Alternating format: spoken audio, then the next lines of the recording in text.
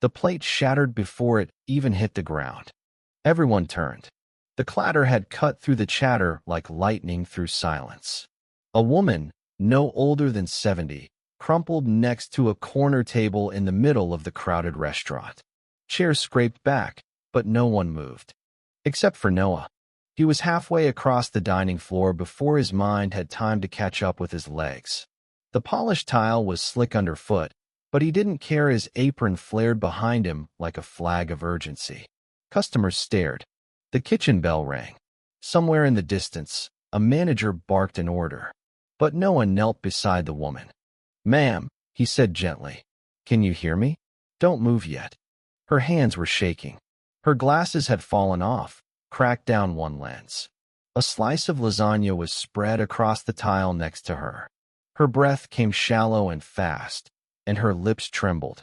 But she nodded. A silver bun had come undone, strands of gray hair spilling across her face. She whispered. "My hip. I think. I fell wrong." Noah placed a hand on her shoulder. "I'm here. I'm not going anywhere." She clutched his sleeve like it was the only solid thing in the room. It took 12 minutes for the ambulance to arrive. In that time, Noah had propped her up carefully against a chair, gotten her water, asked her questions to keep her awake, and reassured her with the calm steadiness of someone who knew how much fear could do to the body. But the moment the EMTs wheeled her out, with the promise they'd contact her family, the temperature of the restaurant shifted. "Noah," came the voice of his manager, Carl, low and sharp behind him. "My office. Now." The office smelled of disinfectant and desperation. Fluorescent lights buzzed overhead. Carl closed the door behind them with a quiet finality. "You left your section unattended," Carl said, pacing. 4 tables without drinks. One sent their appetizer back because it was cold. You created a scene. She fell, Noah said, still stunned. She could have broken her hip. No one else moved. "That's not your call," Carl snapped. "You're a server, not a medic. Do you even realize how this affects our image? A woman falls in the middle of the floor, and everyone sees chaos. You drew attention. You embarrassed the restaurant." Noah stared at him. "You would have preferred I just walked by?" Carl stepped closer. "This isn't personal, but I can't have someone impulsive on the floor." And just like that, the sentence fell. "You're fired." Noah walked out into the July heat with his apron still tied at the waist and a box of his things in his hands. He didn't even know the woman's name. By the time he got home, the anger had settled into his stomach like a stone. His apartment was small, with paint peeling near the window and a fridge that wheezed like it had asthma. He collapsed onto the couch, threw the apron in the trash, and just sat there, staring. The phone didn't ring. No apologies. No one cared that he had done the right thing. A dozen times, he replayed it all in his mind. Maybe if he had called for help instead of rushing in. Maybe if he had flagged a manager first. Maybe. But no. He had seen someone in need. And he had moved. That was it. Still, the world had punished him for it. 3 days later, the phone did ring. A soft, elderly voice spoke on the other end. "Is this Noah?" "Noah who works or worked. I suppose he at Trattoria del Mar." Noah blinked. "Yes. Who?" "My name is Eleanor Reed. I'm the woman you helped." Eleanor's voice was warm, but with a quiet strength. She asked if he was all right. Told him about the hairline fracture in her hip, the night in the hospital, the slow recovery. She said her daughter was furious when she heard what happened, not about the fall, but about how the restaurant had treated him. "They never called to check on me," Eleanor said. "Not once." Noah clenched the phone. "I'm sorry. Don't be. You're the only one who treated me like a human being." There was a pause on the line. "Would you come visit? I'd like to thank you in person." Her home was tucked into a quiet part of town, where willow trees leaned over sidewalks and the mailboxes all looked hand-painted. It wasn't rich, but it had that soft, dignified stillness of old age. Eleanor greeted him at the door in a lavender sweater, her walker beside her, a gentle smile on her face. Her living room was full of framed photographs and the scent of cinnamon tea. They talked for hours. He learned she was 78, a retired schoolteacher, a widow. Her late husband had fought in Vietnam. She had 2 children, both busy with lives of their own, and a cat named Pudding who acted like he owned the place. "You reminded me of my husband, you know," she said suddenly, near the end. "He was brave, stubborn, always did the right thing, even when it cost him." Noah laughed softly. "Not sure bravery counts if it gets you fired." She looked at him long and hard. "Then maybe you were working in the wrong place." A week later, Eleanor called again. "I have a crazy idea," she said. "You're allowed to say no. But would you be interested in helping me with something?" Noah hesitated. "Depends. What kind of something?" "I want to start a community project. For seniors like me. A space. A cafe, maybe. A place where people can feel seen, heard, cared for. But I need help. And I think you're exactly the kind of person I need." Noah blinked into the sun. It had been 2 weeks since he lost his job. 2 weeks of bitterness, guilt, doubt. And now, this woman, this stranger who'd collapsed in his restaurant, was asking him to build something real. Something that mattered. "I'm in," he said, and meant it. Noah returned to Eleanor's home the following afternoon, this time not as a visitor, but as a partner. The two of them sat at her round kitchen table, which was cluttered with notepads, colored pens, and an old laptop that took 10 full minutes just to boot up. Outside the window, wind chimes danced in the warm breeze. Eleanor tapped a pencil against her cheek thoughtfully. "We don't need anything fancy, but we do need it to feel alive. Human. Like a second living room for people who don't have one anymore." Noah nodded.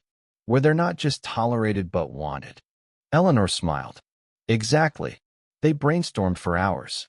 They talked about the loneliness so many seniors faced, abandoned in nursing homes or stuck in silent apartments, waiting for calls that never came. They talked about food, about music, about how dignity doesn't vanish just because your hair turns white. And they came up with a name. The Hearth.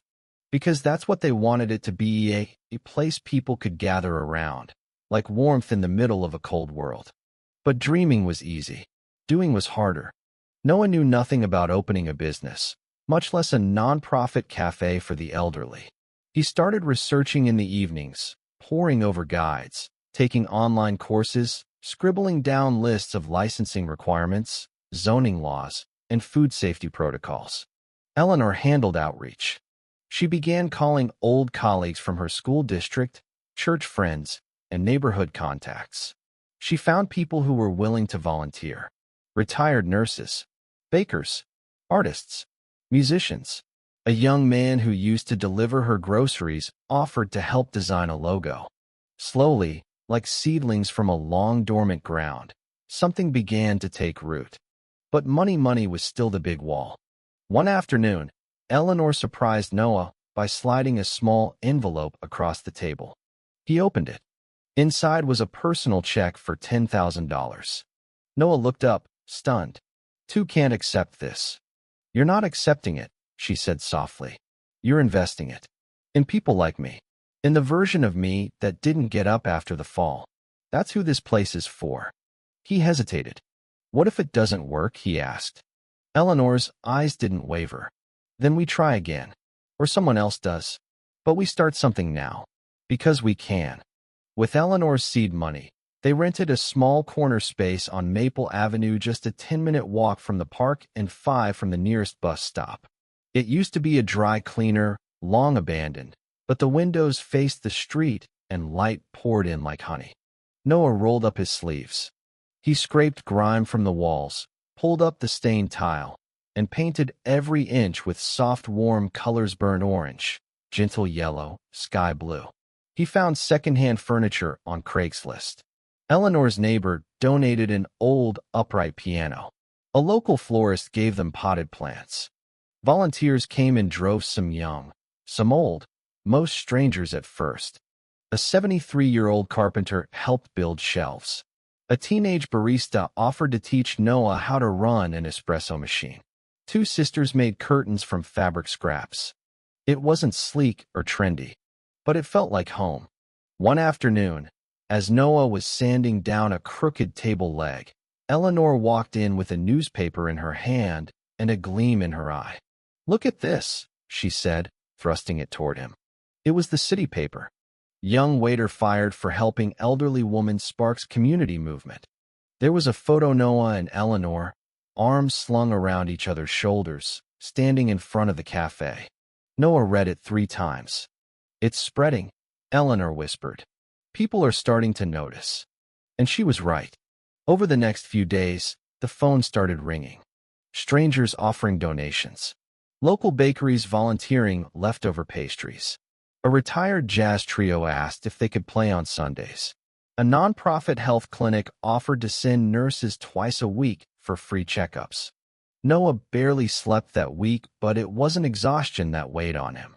It was purpose. He was building something real, something beautiful, not for money, not for tips, but for people who had been forgotten for too long. Opening day came in the 3rd week of September.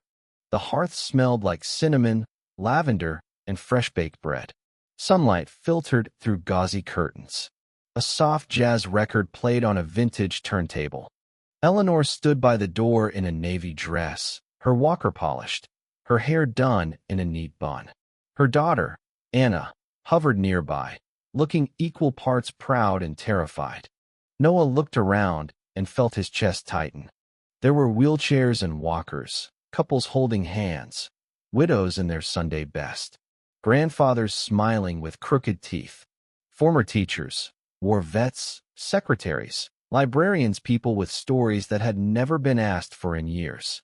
Eleanor took Noah's hand and gave it a small squeeze. "Look," she whispered.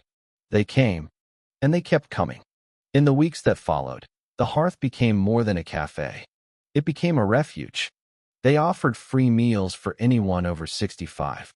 Storytelling nights where veterans and grandmothers shared memories that stunned even the volunteers. A corner where grandkids could draw while their grandparents sipped tea. A donated bookshelf became a miniature library.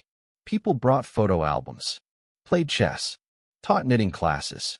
Noah watched it all, heart swelling. He wasn't rich. He still took on night shifts at a diner across town to pay rent. But every morning at the hearth, he felt more full than he ever had behind a tray of lasagna.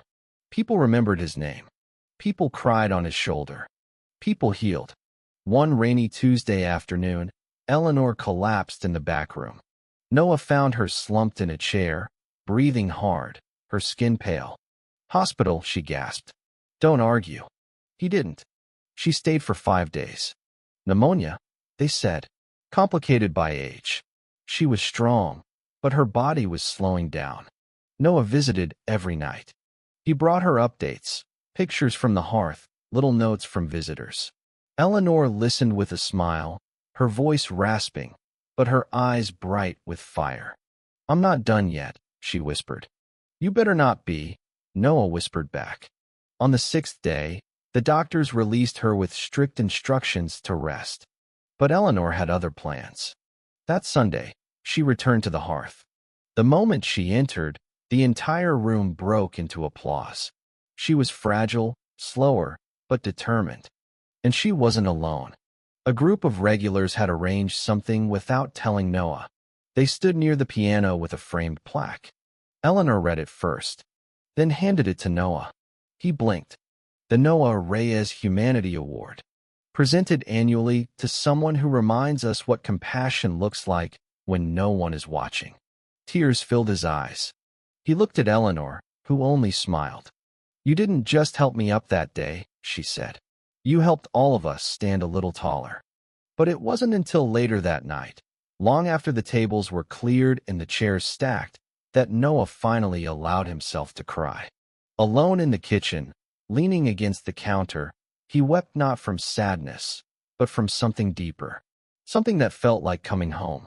Because for the first time in his life, he knew he was exactly where he was meant to be. Winter arrived early that year. The city was brushed in soft grays and whites. Frost settled along the windows of the hearth, and the smell of peppermint cocoa replaced iced tea. Volunteers began collecting scarves and blankets to give away.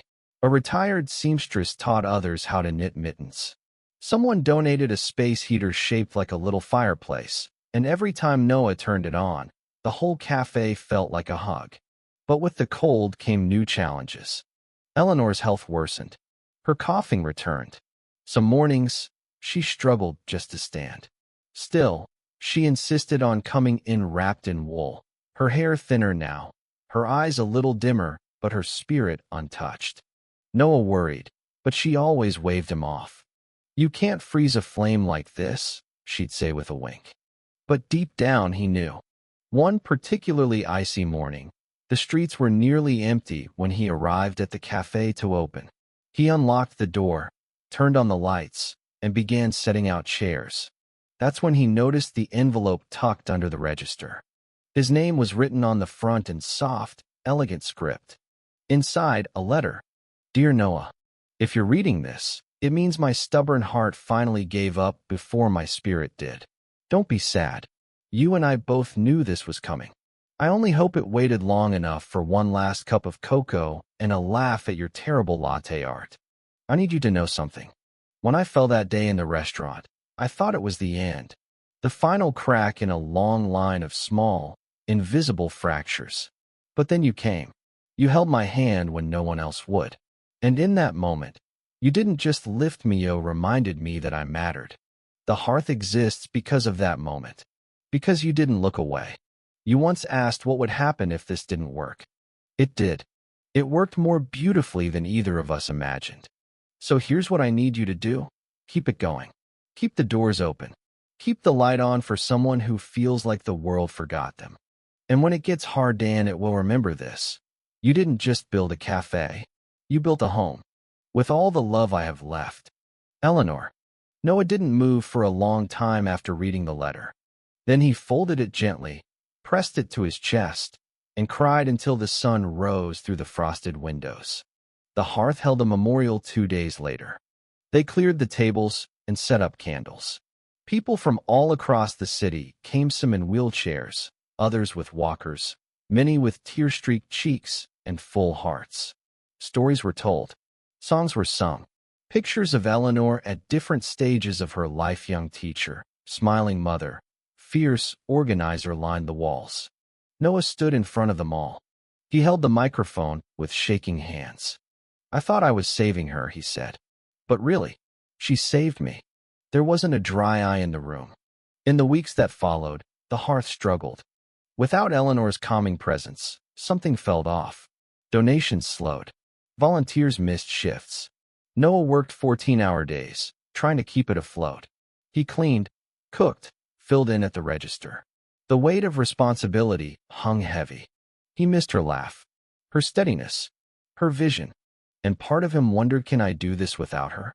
But then, one Sunday morning, something happened. An older man Noah had never seen before shuffled in, hat in hand, eyes nervous. He sat at a corner table, alone, not ordering anything. Noah walked over. "Coffee." The man hesitated. "I heard about this place from my neighbor. Said you don't make folks feel old here." "That true?" Noah smiled. "It's more than true. It's kind of the whole point." The man nodded. "Then yeah, coffee would be nice." That simple interaction reminded Noah what the hearth was built on. Not big gestures, but small ones. One cup of coffee, one honest conversation, one person who decides not to walk by. So he kept going, one day at a time. And people noticed. A local news station did a follow-up segment on the hearth. Donations ticked up again. A nearby college offered student volunteers in exchange for internship credit. A retired chef offered to run cooking classes twice a week. A pair of high schoolers created a website and helped manage online orders for delivery to homebound seniors. The hearth began to thrive, not as a business, but as a movement. And then, on a windy Tuesday in March, Noah received an unexpected letter. It was from Eleanor's daughter, Anna. Inside was a legal document and a check, $50,000. From Eleanor's will. The letter read, "My mother believed in you, and so do I. Use this to keep her dream alive." Noah sat down on the cafe floor, breathless. That night, he called a staff meeting. "We're expanding," he told them. And so they did. By summer, the Hearth had opened a second location, this one closer to a senior center on the west side of town. A third followed in the fall, co-located with a public library. Each one kept the same name, the same purpose, the same soul. Noah traveled between them, training staff, telling the story of how it all began. The name Eleanor Reed became legend, not because she was famous, but because she cared in a world that so often doesn't. One afternoon, almost a year after Eleanor's passing, Noah was invited to speak at a local university. The auditorium was filled with students, faculty, and strangers. The stage lights were hot, the microphone humming. Noah stood quietly for a moment before speaking. "I used to be a waiter," he said, "and one day, I got fired for helping a woman who fell in my section. That woman's name was Eleanor. She changed my life." He told them everything. And when he was finished, the room stood in silence. Then applause erupted. But that wasn't the part that moved him. Afterward, as people filed out, an elderly woman approached him with a cane. She took his hand in hers. "My granddaughter volunteers at the Hearth," she said. "She says it's the only place she sees people listen to folks like me." She paused. "You gave us our voices back." That night, back at home, Noah sat with Eleanor's letter one more time. He didn't need to reread it. He had it memorized. But still, he held it like a prayer. The world hadn't changed overnight. People still rushed past each other. Pain still existed. But in the corners, in the quiet spaces, something had shifted. Because one young man chose kindness over policy. Because one old woman chose to believe again. Because they both chose each other. And in that choice they started a ripple. One that would never stop. Weeks turned into months, and the Hearth wasn't just surviving, it was blossoming. Noah began organizing intergenerational events. A local elementary school partnered with the Hearth for Story Saturdays, where children came in to listen to seniors share memories. One old woman, Mrs. Patel, used to work as a nurse in the 1960s. She brought tears to the children's eyes as she told them how she once held the hand of a man who couldn't speak but smiled as he passed. The Hearth also added a memory wall. Noah had seen the idea in a documentary, a wall filled with sticky notes, each one holding a story, a thought, a person remembered. Before long, the wall was covered. Notes like, "For my husband George, who loved peanut butter cookies and Sinatra. To my sister Carol, who taught me to ride a bike at 9. I miss the sound of my mother's laughter." It became a place where silence found its voice. People came in just to read the wall. Others added their own, even if they were strangers. And with every note, the Hearth grew more than a building, it became a living memory. Noah, however, carried a quiet weight beneath it all. Gratitude, yes, but also grief. He still caught himself looking toward the door some mornings, half expecting to see Eleanor walking in, lips curled in that knowing smile. He sometimes made too much tea and poured a cup for her out of habit. It didn't make him sad. Not anymore. It made him want to do more. One evening, while locking up, he found a small group of teenagers outside. Hoodies up, trying not to look like they were loitering, but clearly lost. "Everything okay?" Noah asked. One of them nodded. "We heard you feed people, even if they can't pay." Noah paused, then opened the door wider. "Come on in." He warmed up soup, let them sit by the heater, gave them cookies, and silence, because sometimes that's what kids need most. Before they left, one of them turned. "You're the guy from the article, right? The one who got fired?" Noah smiled faintly. "That's me." The teen nodded. "That sucks. But this place is cool." Then they left. Noah stood by the door for a long time after, staring into the night. That moment became the seed for a new program, Late Light.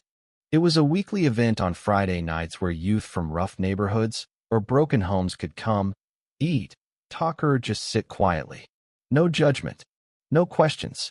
And you'd be surprised how often a teenager opens up when an 80-year-old tells them, "Back in my day, I was a mess too."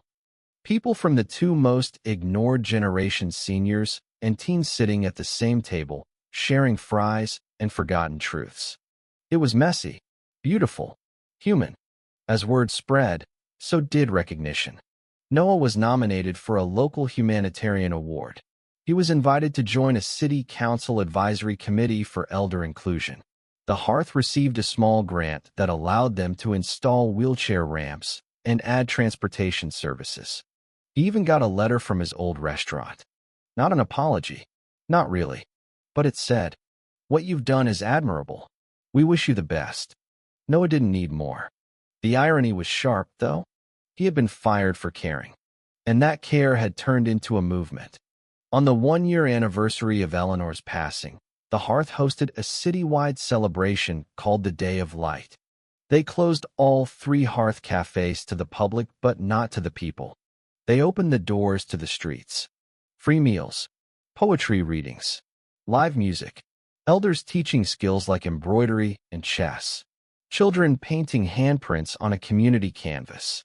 And in the center of it all, a life-sized portrait of Eleanor. It was drawn by a local artist who had lost her grandmother during the pandemic. The image captured Eleanor's quiet strength, the way her eyes smiled just a second before her lips did.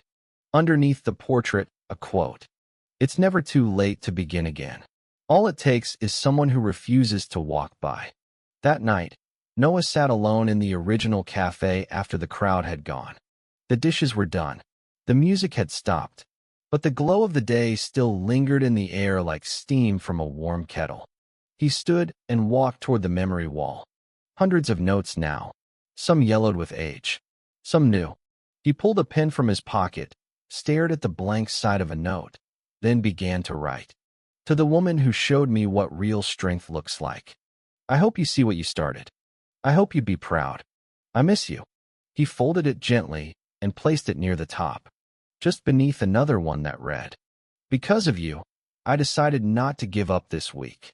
Later that month, Noah received a call from a nonprofit in another state. They wanted to replicate the Hearth's model. They'd heard about it through the university speech, then again through an article a volunteer had published online. Noah agreed to a meeting. Then 2 more nonprofits called, and a third from Canada. Soon, the Hearth was becoming more than a local miracle. It was becoming a blueprint. By the time spring returned, Noah wasn't just running cafes.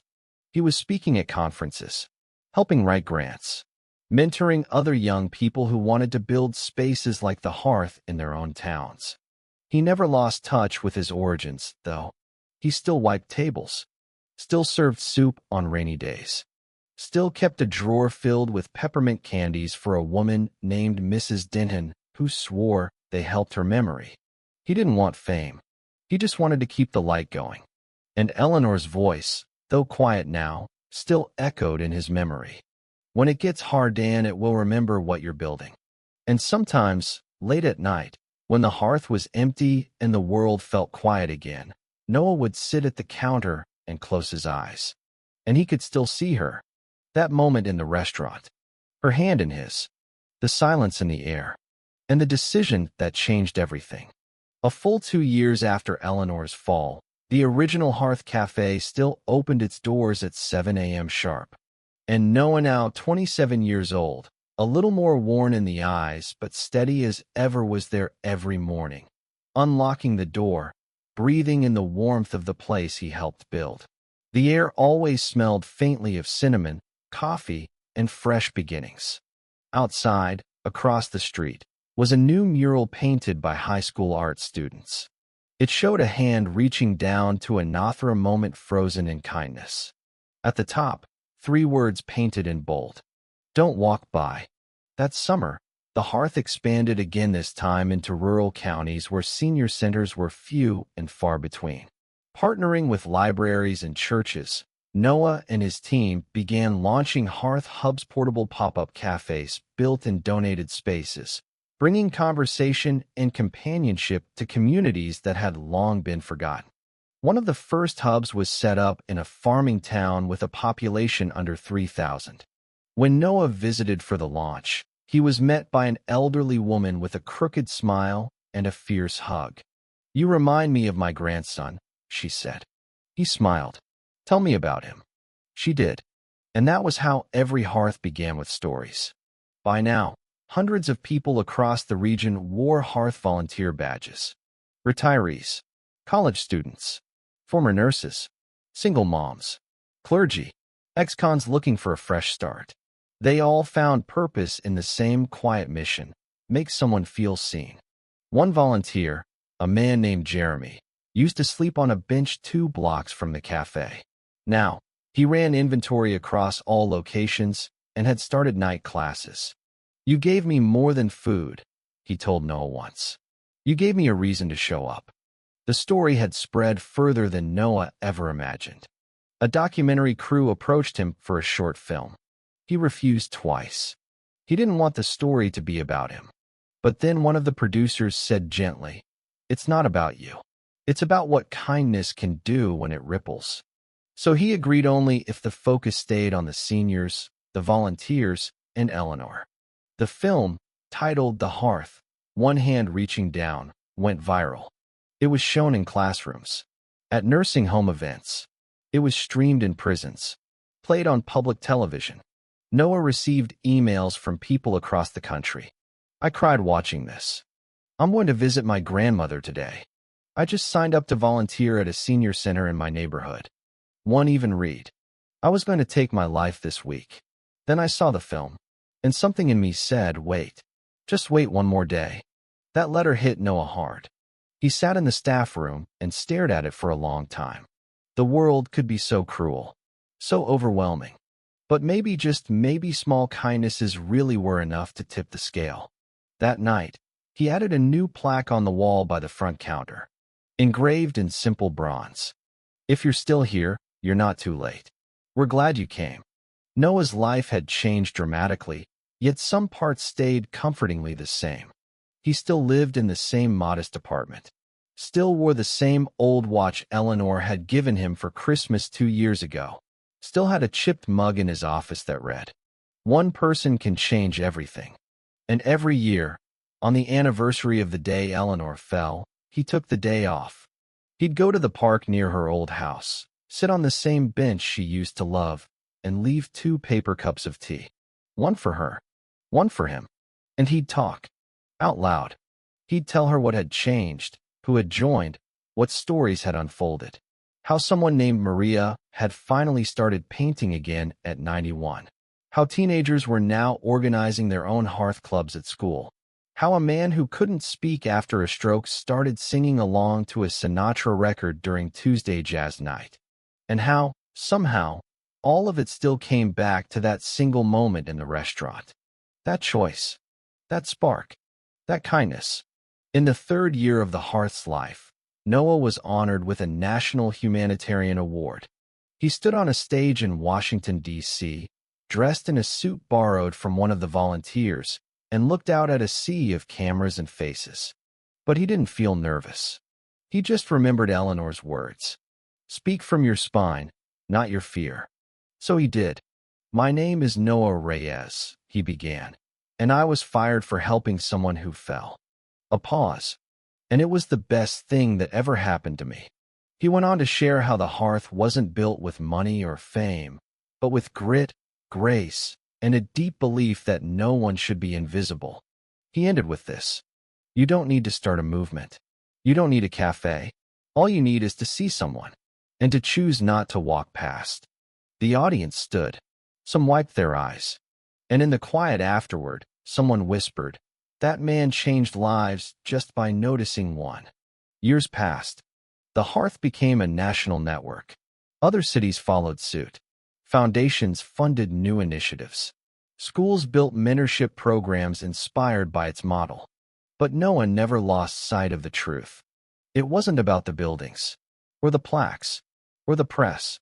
It was about the people who walked through the doors and found something they hadn't felt in years: belonging, safety, worth. One winter evening, during a snowstorm, a woman arrived at the cafe soaked and shivering. She was in her 60s, shoulders hunched, clearly exhausted. The place was nearly empty. Noah brought her a towel and hot soup. They didn't talk for a while. Then, quietly, she said, "I saw your story online. I didn't know where else to go. Noah pulled up a chair beside her. You found the right place. Her lip trembled. I haven't been hugged in years. He didn't ask questions. He didn't offer advice. He just opened his arms. And she wept. That night, after closing, Noah stood alone near the piano. Snow fell beyond the frosted windows. And for the first time in a long while, he allowed himself to play. His fingers moved slowly, clumsily, over the keys, notes rising, falling, fragile but sincere. Behind him, on the memory wall, one note fluttered loose. He caught it before it fell. It read, I didn't fall just to be helped. I fell so someone else could rise. Yar.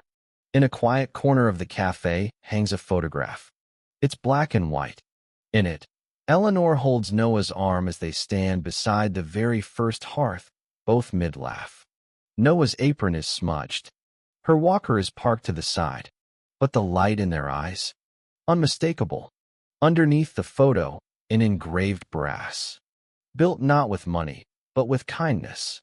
And so the story ends not with fanfare, not with applause, but with another quiet morning. The cafe opens. The kettle whistles. A volunteer turns the sign from closed to open. And another person walks in, not sure what they're looking for, but knowing somehow thought that they've finally come home. Because here, in this little corner of the world, someone refused to walk by. The end.